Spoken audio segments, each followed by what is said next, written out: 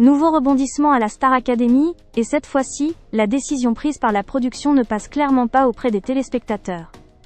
À quelques semaines seulement des demi-finales, les règles du jeu ont été modifiées de manière exceptionnelle, provoquant une véritable vague de colère et d'incompréhension sur les réseaux sociaux. En cause. Des nominations réduites à seulement 2 candidats au lieu des 3 habituels.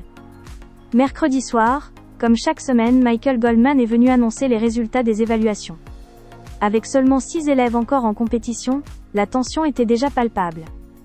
Le classement de la semaine était clair. Le top 3 était composé d'Ambre, Léa et Bastien, confirmant leur régularité et leur solidité artistique. Restait alors la question des candidats en difficulté, ceux qui allaient devoir affronter le vote du public. Dans le bas du classement, Anouk n'a pas vraiment été surprise par sa nomination.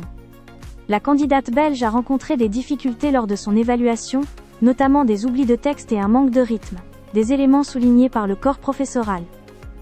Victor, de son côté, se retrouve nommé pour la 2e semaine consécutive.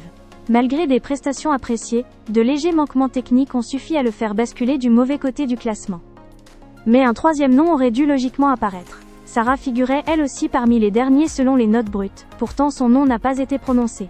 La raison ? Une immunité remportée lors du prime précédent, qui l'a automatiquement protégé des nominations cette semaine.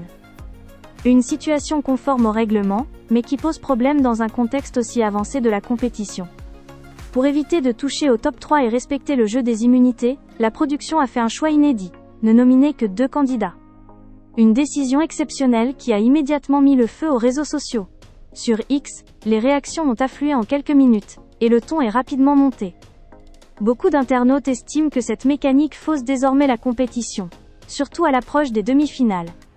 Certains fans considèrent que Sarah ne méritait pas de se retrouver dans le bas du classement, mais dénoncent malgré tout une immunité jugée injuste à ce stade du jeu. D'autres vont plus loin et parlent ouvertement de scénarios forcés, accusant la production de vouloir orienter la compétition. Les messages critiquant un manque d'équité se sont multipliés, évoquant une émission devenue trop prévisible.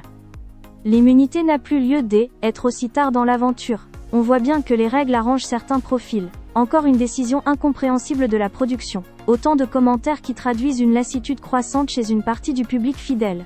Pour beaucoup, la Star Academy doit rester un concours basé sur le mérite et la performance, sans ajustement de règles en cours de route.